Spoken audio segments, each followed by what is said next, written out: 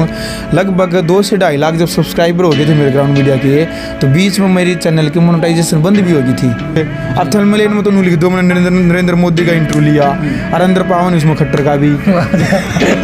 भाई कितना कमाई लो भाई दाल रोटी चाल जो है, दाल रोटी कौन सी है, ढाबे वाली छोले वाली पनीर वाली का नो है। देखो मेरा जो गुरु है विदेशी पत्रकार धर्मो है, गोत खटकड़ पावेगा। सबसे पहला ग्राउंड मीडिया देखने वाले सारे दर्शकों ने अजय भारद्वाज के राम राम, और मड्डू खटखट देखने वाले दर्शकों ने भी भाई की तरफ से, पहलवान की तरफ से राम राम। अब गलत तो नहीं बोलेंगे ना गलत के बोले भाई, तने मेरा परिचय करा दिया, मैंने तेरा करा दिया। प्यार का उसमें बोला था बिल्कुल। तो अजय भाई सक्सेस के बारे में जानना चाहूंगे, स्टार्ट करें तब क्या कुछ। बिल्कुल भाई, एक तो अपना चैनल है ग्राउंड मीडिया और एक नया चैनल है रितु एंड अजय व्लॉग्स के नाम से। और देखो सक्सेसफुल तब कहेंगे थोड़ा जब 10 लाख सब्सक्राइबर हो जाएंगे। अभी तो प्रयासरत हैं और संघर्ष और मुश्किल के दौर से लगातार हम गुजर रहे हैं। हाँ नो, अभी रोजी रोटी है जो वो अच्छे प्रकार से, जो अच्छे तरीके से 2 वक्त की रोटी है वो ठीक मिलने लगी। तो भाई परिवार 2 भाई हैं मेरे, एक दीपक है, एक अक्षय है, और माता पिता का आशीर्वाद है लगातार जो मिल रहा है। तो भाई इससे पहले जो देसी पत्रकार करमू धर्मू है उनका बिजनेस पार्टनर हुआ करता, उनके साथ काम कराया करता। मेरा जो गुरु है वो देसी पत्रकार धर्मू है, उन्होंने मेरे मतलब सारा काम जो वो सिखाया। और लगातार 2 से 3 साल हो गए ग्राउंड मीडिया चैनल का निर्माण करे हुए, बनाए हुए। आज उसके ऊपर भी अच्छे खासे व्यूअरशिप भी है, और जो सब्सक्राइबर है 5 लाख, वो 56,000 है। खेती बाड़ी है भाई, अपने घर के 5-6 किले हैं, तो मतलब भैंस भी रखा, खुद का सुथरा काम है। पत्रकारिता के लाइन में मतलब किससे मोटिवेशन मिला कि इस बंदा ने देख के मन में होया तो भी सवाल जवाब करने लग जाए? भाई देसी पत्रकार धर्मों की वजह से, मतलब वो देखिए कितने उनका प्रभावित हो हाँ। लाइन में आए। देखो पहले सन 2014 में क्या था, संसार क्रांति न्यूज़पेपर के साथ में जुड़ा था, और पर्सनली तौर पे धर्मवीर आर्य जी है जो देसी पत्रकार धर्मों का जो नाम धर्मवीर आर्य है, उनके साथ में वैसे ही मेरे पारिवारिक संबंध थे, परिवार की तरह हैं हम दोनों। तो आर्य समाज के साथ जुड़ा हुआ था, और आर्य समाज की जो विचारधारा है, मतलब उन्होंने कहा अगर भाई शिक्षा शेरनी का वह दूध है जो पिएगा वही दाढ़ेगा। तो भाई इसमें आर्य समाज की विचारधारा के साथ जुड़े, स्कूलों में जा करते मोटिवेशनल मतलब वीडियो बना करते। वहाँ पर भी उस टाइम पर कोई चैनल नहीं था, कोई प्लेटफॉर्म नहीं था, तो वैसे मोटिवेट करने का एक मतलब शौक था, एक जज्बा था। भाई युवाओं को ब्रह्मचर्य के बारे में बताएं, युवाओं को भविष्य निर्माण के बारे में बताएं, भाग्यशाली पुरुषार्थवाद के बारे में बताएं। तो आर्य समाज की जो विचारधारा था ना, उसका प्रचार प्रसार करने का मन में एक जज्बा था। जी बिल्कुल। तो फिर जब हम तर्क वितर्क करने लगे, शास्त्रार्थ करने लगे, बोलने का ज्ञान हो गया, तो पत्रकारिता तो यही है भाई, जहाँ हम बोल सकते हैं, किसी के साथ हम बहस कर सकते हैं अच्छे काम के लिए और राष्ट्र निर्माण के लिए। तो फिर पत्रकारिता लाइन में आ गए और धर्मों के साथ में जुड़ गए। तो भाई आज मतलब पूरे हरियाणा का जो प्यार है मड्डू भाई, वो मिल ही रहा है। किन किन मतलब बाधाओं का सामना करना पड़ा पत्रकार को, मतलब ये नहीं एकदम सक्सेस मिल जाए, कितना संघर्ष करना पड़ा है, कितना? भाई देखो मड्डू, एक बताऊँ आपने, ना मुश्किलें ना तकलीफ़ें तो क्या मज़ा है जीने में, ना मुश्किलें ना तकलीफ़ें तो क्या मज़ा है जीने में, अरे हमने तूफ़ानों को भी टलते देखा जिनके लक्ष्य है सीने में। तो देखो हाँ शायरी देखिए, क्रांतिकारी जो जज्बा है, भावना है। और जब हमारे देश के क्रांतिकारी भगत सिंह, पंडित राम प्रसाद बिस्मिल, झांसी की रानी तात्या टोपे, उधम सिंह जैसे जो क्रांतिकारी रहे ना, उनकी जीवनी पढ़ यदि आप पढ़ोगे ना, तो आपके अंदर भी शोले उगले जाएंगे। आप भी क्रांतिकारी विचारधारा लेकर के आप समाज और राष्ट्र निर्माण के लिए लगातार प्रयास करेंगे। तो जब हमने इनकी जीवनी पढ़ी, क्रांतिकारियों की, और आर्य समाज के साथ जुड़े, तो मुश्किल और तकलीफ़ें मतलब आपके रास्ते को नहीं रोक सकती। जी बिल्कुल। आपने जो लक्ष्य निर्धारित कर लिया ना, आपके लक्ष्य में कितनी बाधा, कितनी मुश्किल क्यों ना आए, लेकिन आप अपने लक्ष्य को निर्धारित करके आप उस लक्ष्य के तक जरूर पहुंचेंगे। टारगेट पे मतलब फोकस। अर्जुन है, अर्जुन का नाम सुना आपने, धनुर्धर अर्जुन का। तो द्रोणाचार्य ने उसको ये कहा एक बार कि अर्जुन आप मछली की आंख में निशाना लगाओ। जी उदाहरण है, लगातार वायरल भी हुआ था, लगातार उसको पढ़ाया भी जाता है, इतिहास के पन्नों में उसको पढ़ाया भी जाता है। तो उसने कहा था जी ठीक है, उसने तीर कमान निकाल के जैसे मछली के ऊपर निशाना लगाया, तो द्रोणाचार्य बोला कि अर्जुन आपको क्या दिखाई दे रहा है? तो अर्जुन बोला जी मेरे को ना केवल मछली की आंख दिखाई दे रही है। उसका लक्ष्य वो था। तो मतलब पहले आपको मछली और जो दाएं बाएं कढ़ाया जो तेल ये नहीं दिखाई दे रहा ना लना जी, मुझे ये चीज़ नहीं दिखाई दे रही। मतलब कि तो अपना जीवन के अंदर जिस प्रकार से अर्जुन को वो मछली की आंख दिखाई दे रही थी ना, उसके दाएं बाएं इर्द गिर्द की जो चीज़ें वो दिखाई नहीं दी थी, तो मुझे इस टाइम 24 घंटे केवल और केवल ग्राउंड मीडिया चैनल दिखाई देता है। मुझे इधर उधर की जो बेफजूल की बातें हैं भाई क्या कुछ हो रहा है वो नहीं दिखाई देता। मुझे केवल और केवल एक ग्राउंड मीडिया को एक बड़े लेवल पर लेकर के जाना है और सामाजिक तौर पर जवान और किसान की आवाज़ उठा करके आगे लेकर के जाना है मड्डू भाई जी। इसके लिए हम बोलना चाहेंगे भगवान से दुआ भी करते हैं आप ऐसे ही मतलब बुलंदियों में बने रहो। बिल्कुल। तो भाई अजय जैसे एक अच्छा पत्रकार बनने खातर किन किन चीज़ों का होना चाहिए, को क्या चीज़ मायने रखें इन चीज़ों खातर? भाई देखो, न्याय प्रक्रिया धर्म के रास्ते पर सत्य के रास्ते पर चलना चाहिए। देश को चलाने के लिए 4 सतम होते हैं, न्यायपालिका, विधायिका और कार्यपालिका और मीडिया। 3 सतम के अलावा चौथे सतम यानी कि मीडिया को एक पवित्र सतम माना जाता था। यानी कि सबसे पहले जब आदमी मान ले कोई भी अपराध होता है और जब अपराध होने के बाद जिसके ऊपर अपराध हुआ है, जिसको साथ अन्याय होता है, वो भाग करके पुलिस प्रशासन के पास जाता है। पुलिस प्रशासन यदि कोई कार्रवाई नहीं करता है तो फिर वो कोर्ट का दरवाज़ा खटखटाता है, फिर वो MLA, विधायक, सांसद है, इनका दरवाज़ा खटखटाता है। जो परेशान तीनों कार्यपालिकाओं से गुजर करके जब उसको ये दिखता है कि मुझे न्याय नहीं मिला, लास्ट एंड फाइनल वो मीडिया के पास आता है एक आस लेकर के कि मुझे न्याय दिलाया जाएगा। और मीडिया में, और मीडिया के जो धुरी होती है मीडिया, वो मीडिया यदि चाहे तो तीनों पालिकाओं को घुमा सकती है। हाँ, लेकिन भाई मतलब एक बड़ी मीडिया को ऊपर आरोप लगे जी।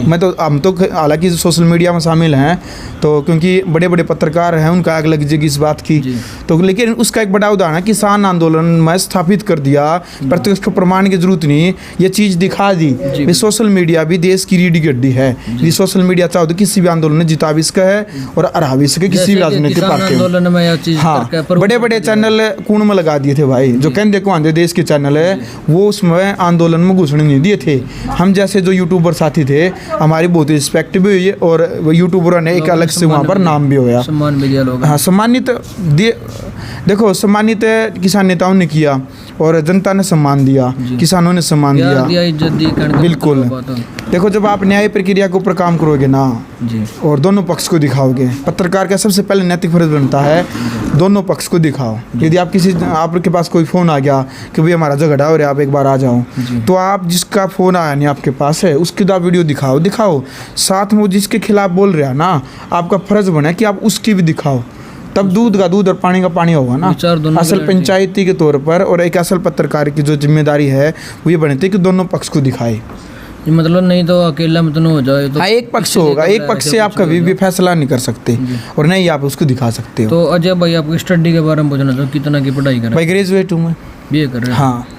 तो मोनेटाइज करने खातिर कितना संघर्ष करना पड़ा, कितनी वीडियो डाली थी? मड्डू भाई देखो अपने चैनल के ऊपर लगभग अभी 6000 वीडियो टोटल, 6000। और जब स्टार्टिंग करी थी 400 सब्सक्राइबर पर मैंने अमित बोस नरवाना भाई मिले थे, उन्होंने मतलब टेक्निकल तौर पर बहुत सहयोग करा मेरा।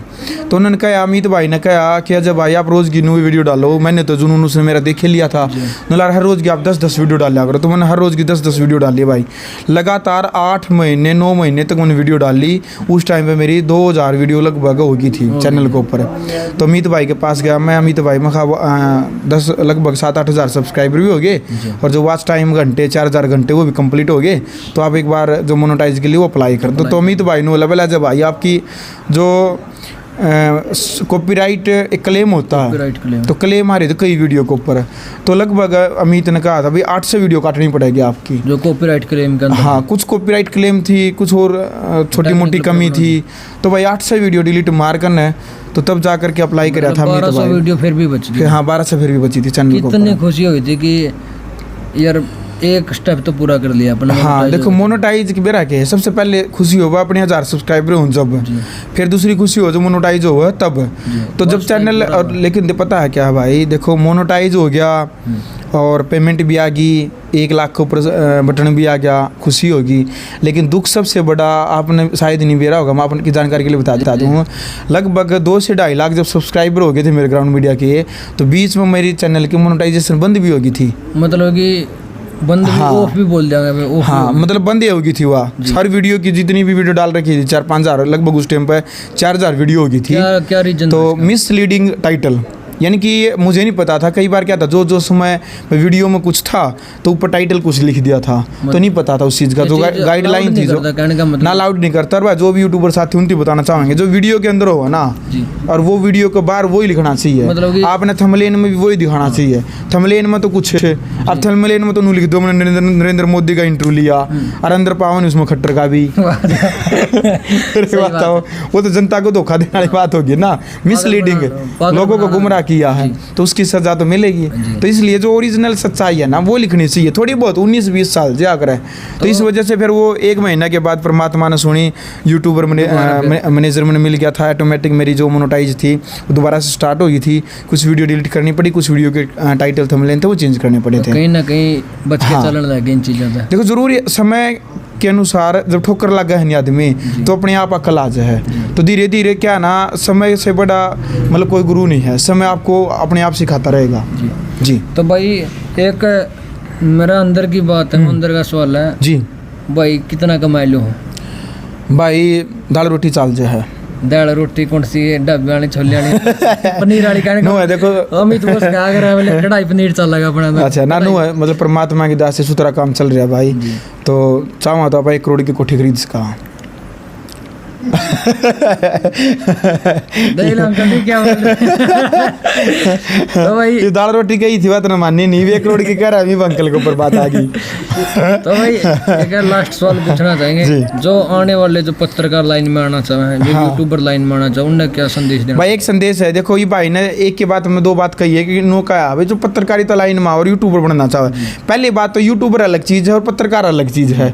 पत्रकारिता हमारे यूट्यूबर में दिन रात का फर्क है, आपके तरह बनना चाहिए। अच्छा हाँ देखो पता है मैं एक बात करना चाहता हूँ भाई, जो जिसमें जो कला है नहीं, जिसमें गाने की कला तो सिंगर बनो, जिसमें प्रैंक करने की वीडियो है वो प्रैंक स्टार बनो, जिसमें डांस आओ जिसने वो डांसर बनो भाई, जिसने पत्रकारिता करनी है वो डिग्री करो, पढ़ाई करो और पत्रकारिता क्षेत्र में आओ, जिसने बोलने का अच्छा खासा एक्सपीरियंस है और नॉलेज है, इंटरेस्ट भी होना, राजनीति का भी है, सामाजिक ज्ञान भी है, कई तरीके के ज्ञान, इतिहास का ज्ञान भी है, अलग अलग ज्ञान होगा जब तक जा करके पत्रकारिता का ज्ञान होता है। और अपने जो सीनियर पत्रकार है उनसे सीखना भी चाहिए, क्योंकि कई बार क्या हम जो उसमें किसी को भी कुछ तरीके से दिखा दे हाँ तो बाद में उसका भुगतान करना पड़ता है, हमें ऐसा नहीं है।